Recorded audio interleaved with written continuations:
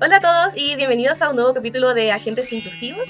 Somos Gislén, Catalina y Olgi, estudiantes de la Universidad de Concepción, que hoy nos conectamos para una sola misión: derribar las barreras y construir puentes inclusivos. ¿Están todos listas para esta conversación? Sí, Sí, lista. Bien, hoy día vamos a primero conversar sobre las barreras que han ustedes observado en su entorno. Por ejemplo, en mi caso, lo que más he visto es cómo infantilizan a estudiantes con necesidades educativas especiales, tratándolo como pobrecitos, que no pueden hacer esto, no pueden hacer esto otro, prácticamente invalidándolos constantemente. Y eso lo que puede generar es que los desmotive, les pueden cerrar puertas en cuanto al estudio, al trabajo. Entonces, para eso lo mejor sería usar un lenguaje respetuoso, preguntar si es que necesitan ayuda, en vez de llegar y lanzarse encima de ellos asumiendo que necesitan ayuda, y capacitar a toda la gente que esté con ellos. No sé qué opinan ustedes. Gis, ¿tú tienes alguna otra barrera que has podido ver en tu entorno? Sí, bueno, concuerdo igual con la barrera que tú estás nombrando, es algo que se tiene súper normalizado y yo igual una barrera muy marcada que logro ver es el tema del transporte. Por ejemplo, aquí en Los Ángeles se ocupa mucho la micro y no tienen rampas para que personas que andan en silla de ruedas puedan subirse a ellas. O en la misma universidad hay edificios que no cuentan con ascensor y tampoco con rampas. Entonces nosotros al menos en la universidad lo hemos hecho notar y hemos tratado de que esto se visibilice para irle dando soluciones que son un poco más a largo plazo, que es implementar rampas en la universidad y también el tema del ascensor, al menos los cursos que tienen personas con movilidad reducida, los han cambiado de piso, que es igual es una solución rápida que se puede dar en el momento. ¿Y tú, Cata, has podido ver alguna barrera en tu entorno? sí, yo concuerdo completamente con las dos barreras que he mencionado, puesto que las veo siempre, se normalizan mucho. Yo creo que una barrera también que pasa desapercibida puede ser la comunicación, el acceso a la información, como trámites, documentos que no se pueden leer con lectores de pantalla o videos sin subtítulos, falta de intérprete, como lo he visto también en mis salas de clase con una compañera que tuve que tenía discapacidad visual. Es un problema porque no hay acceso, no hay una información accesible y las personas no pueden decidir si participar o ser autosolventes con esas cosas. Yo creo que una solución a la que podríamos llegar es tener subtítulos de las cosas, versiones de lectura fácil, formularios simples, dar alternativas como de audio, braille, programas, algo que debería estar más normalizado. También, por otro lado, pienso yo que otra barrera es en cuanto a los procesos de admisión y selección dentro de estudios o trabajo, ya que muchas veces, si bien aceptan a personas en situación de discapacidad en los trabajos o en alguna carrera, hay horarios o falta de apoyos en estos mismos que al final hace que se le limite mucho la autonomía, y también los ingresos también dentro del colegio, por ejemplo, que no tienen elevador y quizá un niño que utiliza silla de ruedas quiere ingresar a ese colegio. Entonces, por lo mismo, siento que en todos lados igual deberían haber ajustes que sean razonables, al final, como la flexibilidad de horarios, cambio de puestos en los trabajos, también tecnologías de apoyo, tanto en trabajos como en colegios, evaluaciones también accesibles y cosas así. Igual siento yo que todo esto está vinculado con lo que sería la inclusión desde la perspectiva de los derechos humanos. No sé si tú, Gis, puedes hablar un poco de eso.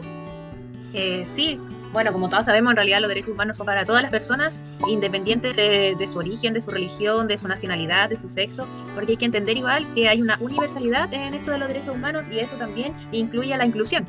O sea, hay gente que no se siente digna de sus derechos o hay gente que no reclama sus derechos por el simple hecho de tener alguna discapacidad o algún niño en este caso que se está dando mucho en los colegios, en mi caso como futura docente, que llegan niños extranjeros a un colegio y se sienten como aparte, no se sienten propios del lugar, no se sienten propios de sus derechos, a veces ellos en clases de historia no hablan porque no se sienten partícipes de este tema, al menos aquí en el país, porque no sienten la universalidad que se debe dar frente a esto.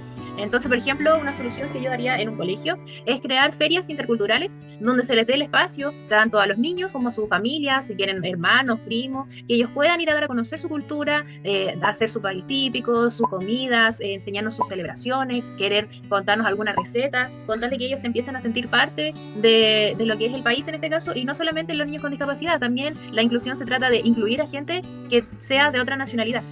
Y en ese sentido se abordaría muy bien el tema de los derechos, ya que los niños se sentirían más propios, podrían ir abordando que los derechos de aquí en Chile son los mismos derechos que en su país y que si ellos pueden reclamarlos. Claro, igual así como, como tú dijiste, implementar alguna feria, también es importante quizás capacitar todo lo que sería el equipo docente en este caso respecto a los colegios. Igual siento yo que como sociedad debemos contribuir a la inclusión de grupos de especial protección. No sé si tú, Gis, tienes alguna propuesta para poder incluir socialmente a algún grupo de personas. Sí, o sea, por ejemplo, como estábamos hablando recién de los derechos humanos, que hay que tener una accesibilidad, también hay que procurar como personas tener una accesibilidad a las infraestructuras, respetar algo mínimo como son los espacios de estacionamiento para personas con discapacidad, que igual a veces se da que la gente no lo respeta y si está desocupado se estaciona y listo. He visto igual en las calles que no se concientiza el tema del braille, porque al menos aquí en mi ciudad, en casi todas las esquinas están implementando pegar brailles, pero la gente que no sabe para qué son o para qué se ocupan, les pegan encima un scotch o un sticker o algo así, entonces se pierde un poco lo que es el sentido de lo que está escrito en el braille, que para las personas que son ciegas. Entonces, por ahí igual, yo cuando los veo, los trato de sacar con la uñita, y hay que hacer un llamado igual a que la gente no haga esas cosas, porque a veces lo hacen como de broma, pero están perjudicando el bienestar en la sociedad de otra persona que sí lo necesita. ¿Y tú, Cata, tienes algún ejemplo que nos puedas dar de algún grupo de exclusión? Sí, de hecho, algo muy similar a lo que hablaba Gis en el tema de los derechos humanos, la inclusión de migrantes y refugiados, que creo que es un tema de crucial importancia, evitar como la marginación, no sé, aprovechar el potencial que trae consigo el tener esas personas en nuestro país, nuevas habilidades, diversidad cultural, y ver también la resiliencia que hay detrás de todo lo que ellos han pasado. Creo que una buena integración fortalece toda nuestra comunidad como país, la economía, y fomenta también un entendimiento intercultural para todos niños y adultos que no están familiarizados con eso. Yo creo que algo que podríamos hacer como sociedad son programas de acogida para su cultura, sus lenguas, centros de bienvenida que ofrezcan cursos intensivos para los idiomas locales, tener asesorías, permisos de trabajo, residencia, porque todas esas son barreras que ellos se ven enfrentados al momento de llegar a otro país. Orientación sobre las costumbres, la cultura del país al que están llegando. Por otro lado, también siento yo que no podemos dejar de lado a las personas mayores, las personas de tercera edad, en donde incluirlos también significa combatir la discriminación que existe contra las personas mayores, reconociendo su valor en cuanto a la experiencia que ellos tienen, a su conocimiento, también su historia. Por otro lado, también la soledad y el aislamiento que se le da a ellos, sobre todo en esta etapa, genera problemas muy grandes en cuanto a la salud pública, y la inclusión de estas personas puede ayudar a como derribar todo lo que sería salud mental, sobre todo. Entonces, para eso siento yo que lo principal es, como aporte como sociedad, se podrían ofrecer sobre todo talleres digitales en donde ellos puedan aprender sobre tecnología, teléfonos, lo que sería bancos online para evitar estafas también. Y para eso podemos ofrecer talleres gratuitos y accesibles para poder enseñarles cómo utilizar esta tecnología. Eso nos puede ayudar a comunicarse con familia que no está cerca de ellos. En el caso de mi abuela yo hace poco le he enseñado a ocupar el teléfono. Ella es feliz ahora con TikTok. Y obviamente también hay que educarlos en cuanto a inteligencia artificial ahora, porque muchos de los videos que ella ve no son reales y ella piensa que sí. Entonces eso genera mucho desconocimiento, o que se altere por quizás noticias que aparezcan en redes sociales que no son verdad. Entonces eso es otro aporte que tenemos que incluir dentro de la sociedad, no olvidarnos de los adultos mayores. Bueno, chicas, ya estamos dando por finalizada la reunión, pero antes me gustaría escuchar sus reflexiones como futuras profesionales. Cata, no sé si tú podrías empezar. Sí, yo creo que yo, como Catalina, futura ingeniera biomédica, me comprometo a ser un agente de cambio dentro de mi lugar de trabajo, puesto que mi carrera es un puente sobre la medicina y la tecnología. Creo que es necesario priorizar seguridad, la usabilidad de las cosas. Creo que me comprometo también en el futuro a escuchar primero, medir los impactos, buscar y crear soluciones sostenibles para las personas, mejorar la calidad de vida. Creo que eso es importante y me comprometo también a lograr eso en un futuro. Qué bonita reflexión, Cata. Gracias. ¿Tienes alguna reflexión en cuanto a tu rol docente? Sí, obvio. En mi caso, trabajo con niños, entonces siento que es muy importante desde la base irles mostrando la importancia, por ejemplo, lo que hablamos del braille, porque las calles tienen este distintivo donde se posicionan las personas que usan bastón porque tienen reducción visual. Igual incluir a los niños en la sala cuando tengan alguna discapacidad.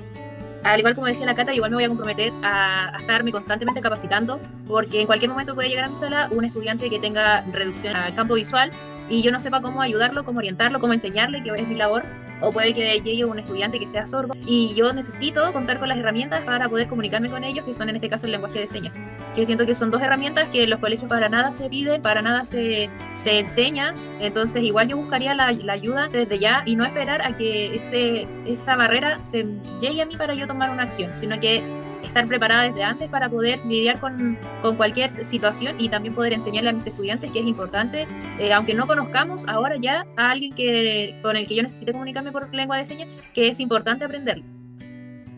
Claro, yo igual al menos me sumo a tus palabras, Gis. Yo considero que igual como futura docente de educación diferencial, nosotros tenemos más conocimiento respecto a las necesidades educativas de los estudiantes, entonces igual siento que me comprometo a ayudar a mis colegas a poder apoyar a los estudiantes con necesidades de apoyo, también a apoyar sobre todo a mis estudiantes y a concientizar respecto a la inclusión, no solamente de estudiantes con necesidades de apoyo, sino que también respecto a los demás grupos de exclusión. Siento que un colegio o la educación en sí es una puerta que se abre para poder enseñar de todo.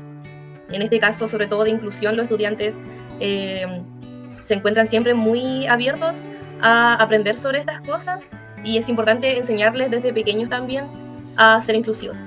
Igual, nosotras no solamente somos futuras profesionales en este caso, sino que también somos personas. Al menos igual yo desde mi rol como hermana, igual me comprometo a educarla respecto a lo que sería inclusión. No solamente dentro de su círculo, sobre todo, que al final donde ellos más sienten empatía con sus compañeros, sino que también con cualquier persona que lo pueda necesitar. No sé si ustedes tienen alguna reflexión, no solamente como su rol profesional, Gis. Sí, la verdad es que yo tengo de cerca una situación de discapacidad. Tengo un primo que desde que nació, él nació con deformidad, va a la Teletón desde que nació, lo han operado muchas veces. Entonces, en mi familia, al menos, el tema de la inclusión en personas que tienen una discapacidad, digamos, visible, lo notamos en él, y en ese sentido, él nos enseña a nosotros a que en realidad ellos pueden hacer de todo y es la sociedad la que los limita a muchas cosas. Entonces, en ese sentido, igual es una reflexión que yo tengo, el no limitar a las personas con discapacidades solamente porque se les ve que no tienen una manito, que es el caso de mi primo, que le falta le falta el pie. Por ejemplo, él le encanta el fútbol y no lo querían aceptar en ninguna escuela de fútbol por su discapacidad, de que llegó a una que sí lo aceptó, lo incluyó y él es feliz ahí. Entonces, él nos enseña a nosotros a que no hay límites cuando hay una discapacidad, es solo una discapacidad. Entonces, nosotros lo vemos como un niño feliz, un niño normal. Y es como todo, en realidad deberíamos ver a todas las personas que tienen no solamente discapacidades físicas, sino cualquier tipo de discapacidad. Sigue siendo persona, sigue teniendo sentimientos y sigue queriendo ser feliz en la vida. Muy bien, sí, eso es súper importante, que al final la barrera se genera del entorno, no de la persona. Sí. ¿Y tú, Cata, tienes alguna reflexión para darnos, no como profesional, sino que como persona?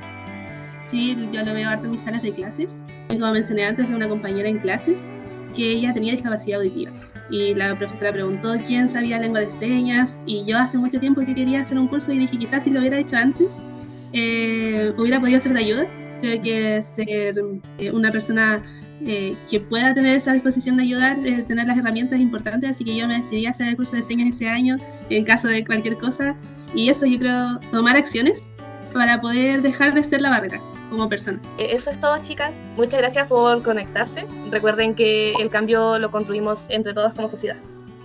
Y recuerden, chicas, que somos agentes inclusivos.